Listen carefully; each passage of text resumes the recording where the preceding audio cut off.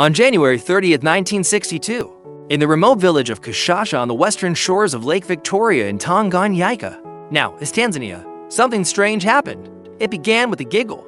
At a local mission-run boarding school for girls, 3 students started laughing. There was no joke, no obvious reason, no prank or tickle fight, just laughter. At first, it was harmless, a little strange, perhaps girls giggling in class. That wasn't unusual.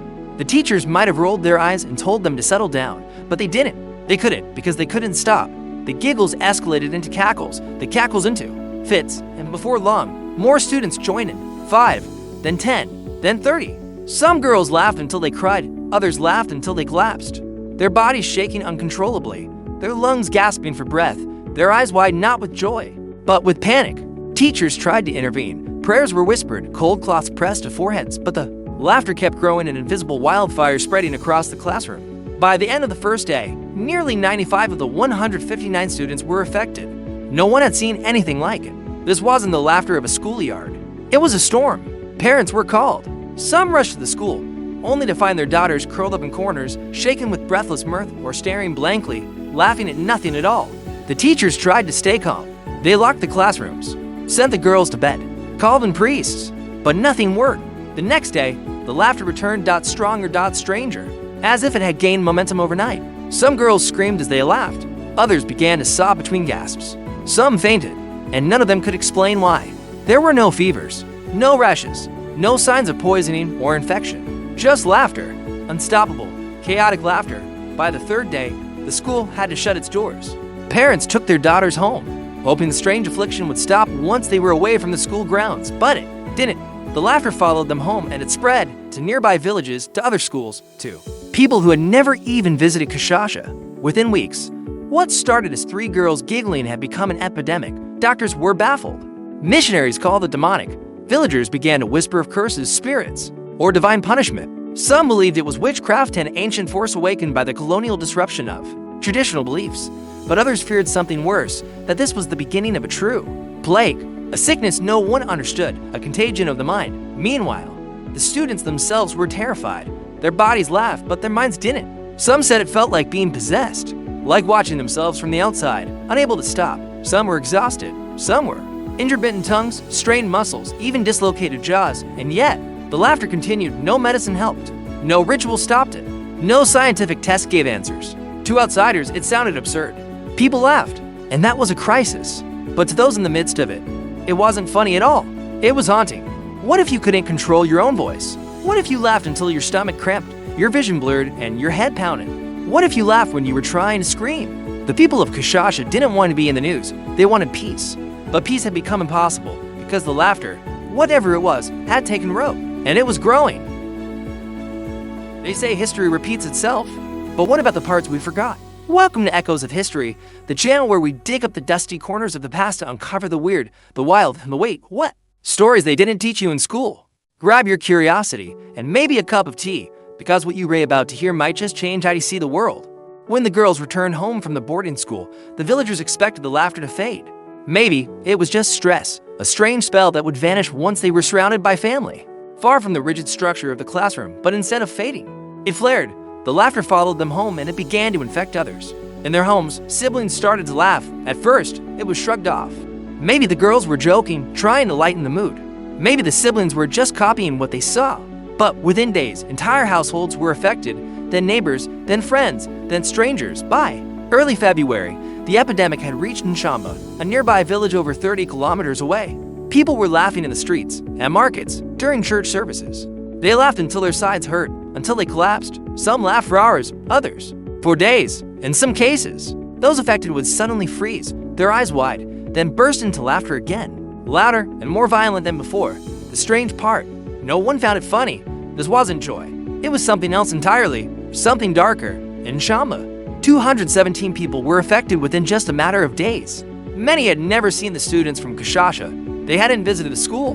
They didn't even know the girls, but they laughed uncontrollably. Schools began shutting down. Across the region, parents refused to send their children. Teachers were overwhelmed. Churches filled with frightened worshipers praying for deliverance. In all, 14 different schools would eventually close their doors because of the outbreak. As the epidemic spread, the symptoms began to vary. Some people reported episodes of crying mixed with laughter.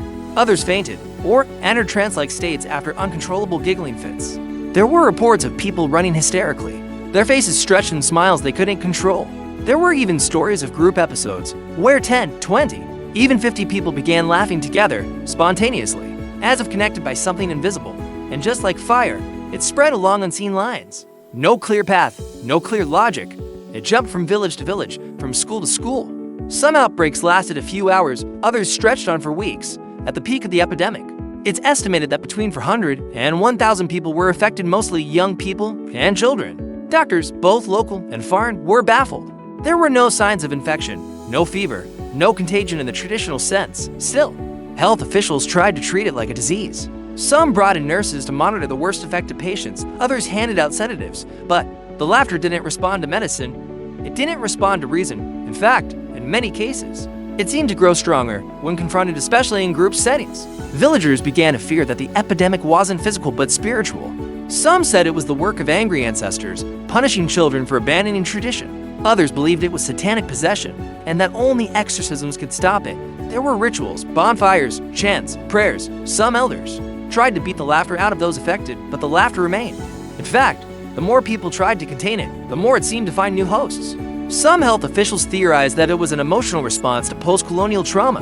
Tanganyika had only just gained independence from British colonial rule weeks before the outbreak began. The country was in transition, and for many, especially in rural communities, that transition brought uncertainty, anxiety, and repressed emotion. In such an environment, laughter became more than an emotion. It became a release, or maybe a cry for help. But there was no consensus, no answers, only questions, and more laughter. By the time the epidemic entered its third month, it was clear that this wasn't a local anomaly. It was a phenomenon, one that had defied geography, logic, and science. The people of Tanganyika didn't know what they were facing, but they knew it wasn't over. And the worst, perhaps, was still to come. To call it just laughter would be a mistake for the people caught in the middle of the Tanganyika epidemic. This wasn't comedy, it was chaos. The symptoms went far beyond giggles and chuckles. They were extreme, unpredictable, and, in many cases, deeply disturbing. Some people laughed until they fainted. Others collapsed from exhaustion, unable to eat, sleep, or even speak between episodes. Teachers reported students shaking violently as they laughed. Some curled into fetal positions. Others thrashed on the ground, eyes rolled back, still gasping for air between each uncontrollable burst. One headmaster recalled a student whose laughter turned into sobbing without warning them back to hysterics. It wasn't joy. It was torment. Many victims said they could feel it coming before it hit. Like a wave building inside their chest, then a pressure, and then a flood of laughter that they couldn't hold back, no matter how hard they tried. It tore through them, left them breathless. Sometimes for hours, some would recover. Others would begin laughing again just minutes later. Doctors who examined them found no physical illness, no fever, no muscle weakness, no infection, just extreme emotional distressing.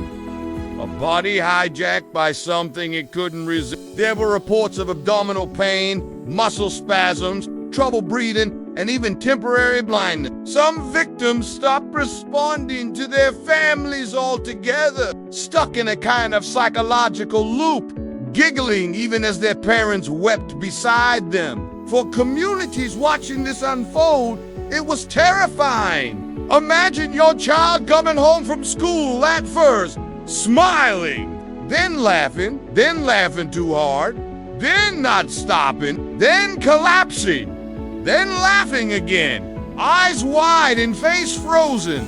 That's what these parents saw, and there was nothing they could do. Some turned to doctors, others to many turned to priests. But there was no relief. Nothing worked. And soon, people started fearing the laughter itself.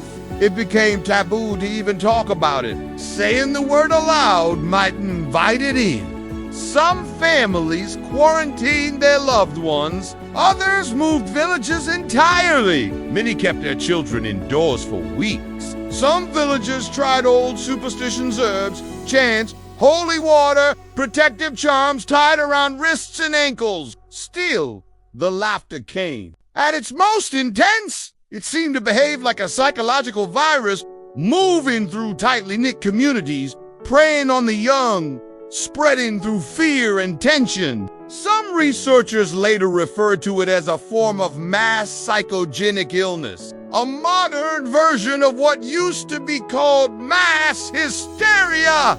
But the people in Tanganyika didn't call it that. They called it a curse, a test, or, in some cases, a punishment. They believed it was connected to colonial education, to spiritual imbalance, to the pressure of becoming a nation too fast, with too little. But beyond theory, one thing was clear. These symptoms weren't just unusual. They were traumatic. Some students, after days or weeks of episodes, withdrew entirely. They no longer spoke.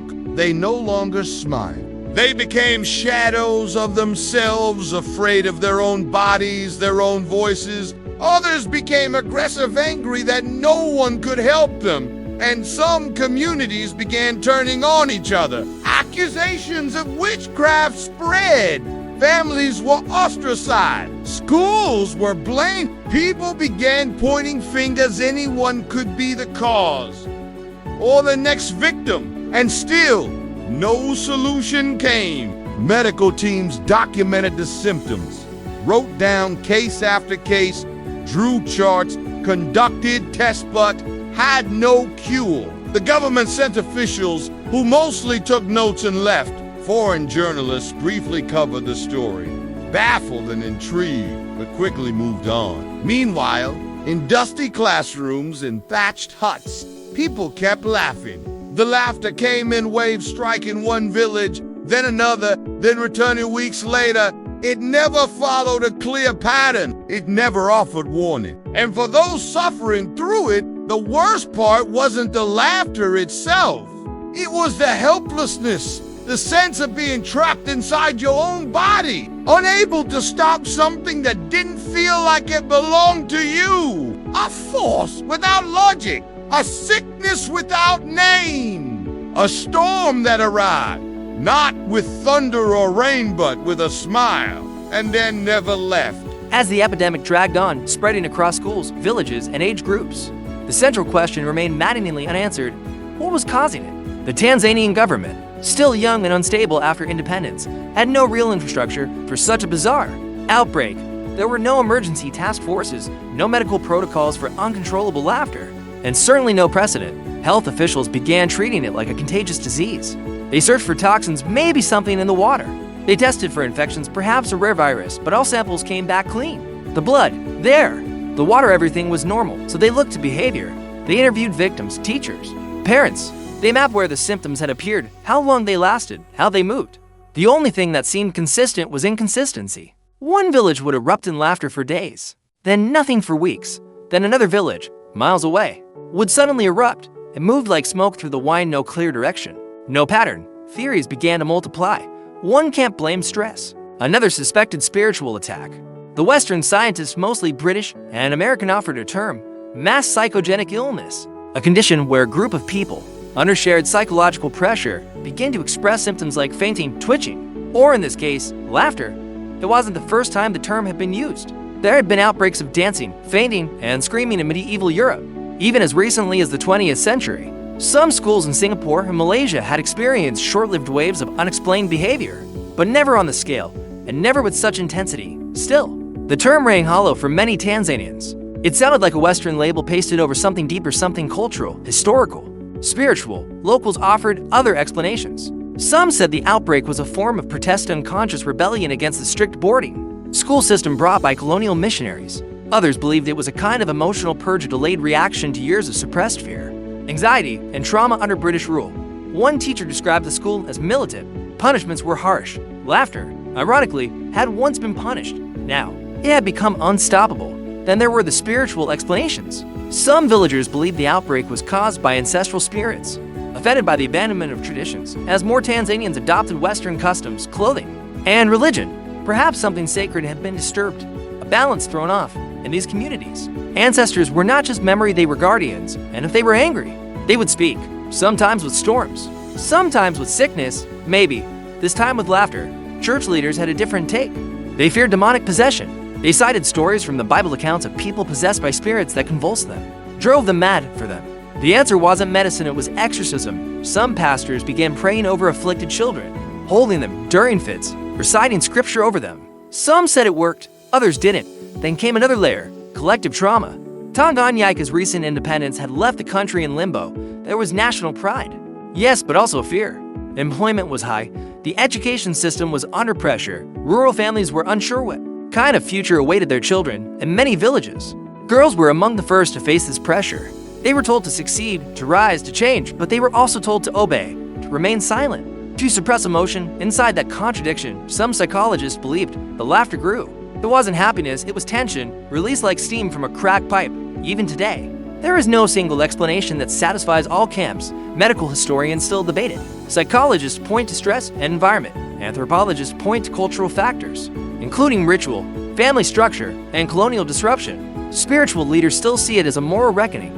But there is one thing everyone agrees on. The laughter didn't come from nowhere. It came from people under pressure, and pressure, when bottled long enough, finds a way to break free. Sometimes with anger, sometimes with silence, and sometimes with laughter. To understand the laughter, you have to understand the silence that came before. In 1962, Tanganyika was barely a month old as an independent nation. After decades of colonial rule under Germany and then Britain, the country had finally broken free. The Union Jack was lowered, the Tanzanian flag was raised. But independence didn't come with a handbook. It came with a vacuum, and into that vacuum rushed uncertainty, identity crises, and generational tension. Rural communities like those affected by the laughter epidemic were in a strange space. They were Tanzanian now. But what did that mean? British schools still ran in English. Missionary systems still shaped there. Education, traditional beliefs were being discouraged or outright banned. Children were being raised between worlds. And perhaps no one bore that cultural pressure more than young girls, especially those in boarding schools like the one in Kashasha. These weren't just places for education, they were institutions of transformation. Girls were expected to become disciplined, obedient, and modern. They wore uniforms, spoke English, learned British history and Christian morals, and often they were far from home, cut off from their villages, their families, their language. The boarding school model, imported from colonial structures, prioritized order above all else. Laughter was often punished. Emotions were controlled, silence was virtue, and success meant fitting into a mold one designed far from African soil. For many of these girls, the pressure was silent but suffocating. Their families had high hopes. Education was their path out of poverty. They were expected to be future leaders, but also obedient daughters. They were told to rise and to stay small, to speak up, and to keep quiet.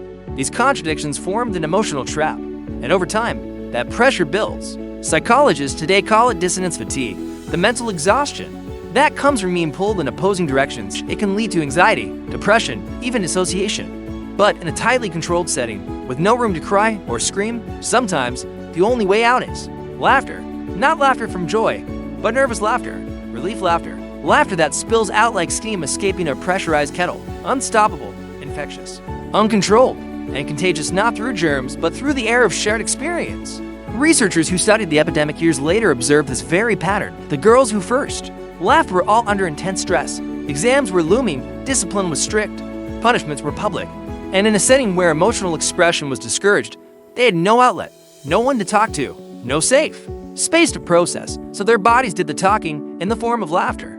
It may sound strange, but the body is wise. When language fails, it finds another voice. In the case of Tanganyika, that voice was laughter.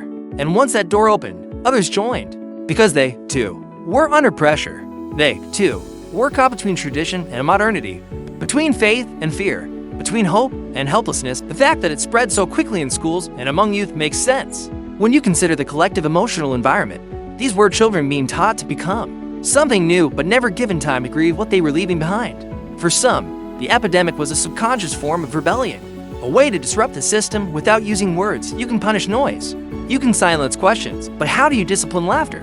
How do you contain it when it grows with each attempt to suppress it? Every time a girl was punished for laughing, her classmates laughed harder. Every time a school shut down, the rumor spread there's something strange going on, and in small, tightly woven communities, rumors carry weight.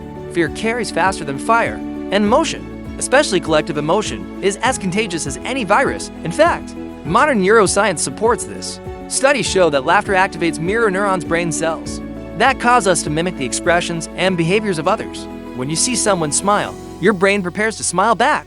When you hear laughter, your body wants to join. It's part of how we bond. But when that laughter is driven by stress, fear, or trauma, it becomes a signal of something deeper. A symptom, not a solution.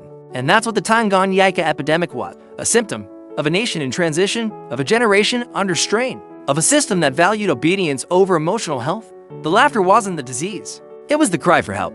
And sadly, in many cases, that cry went unanswered.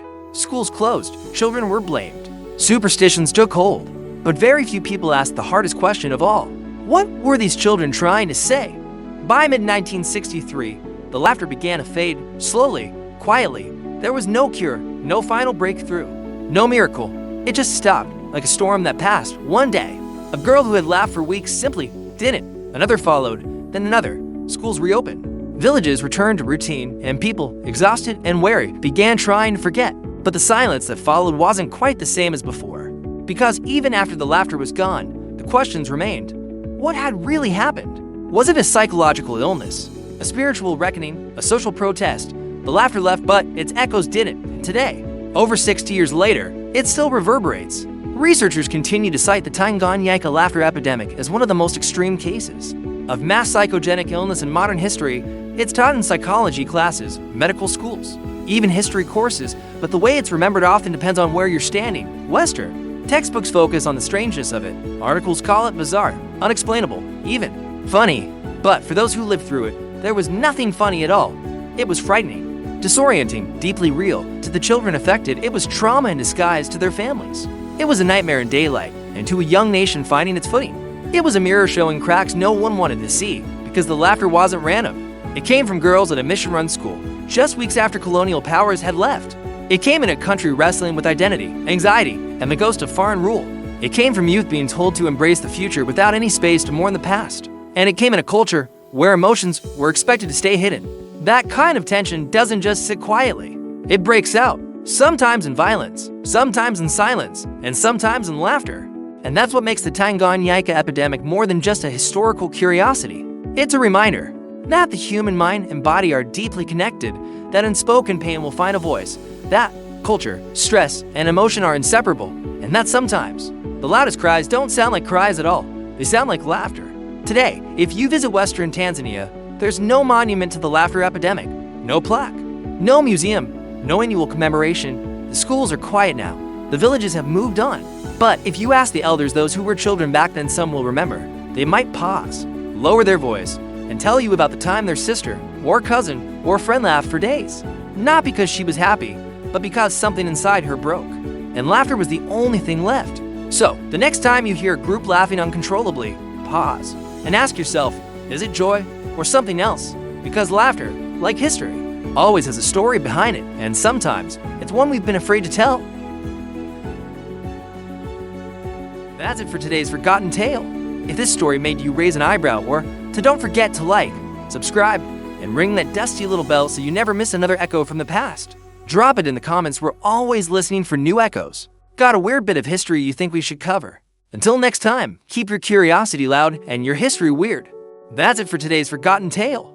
If this story made you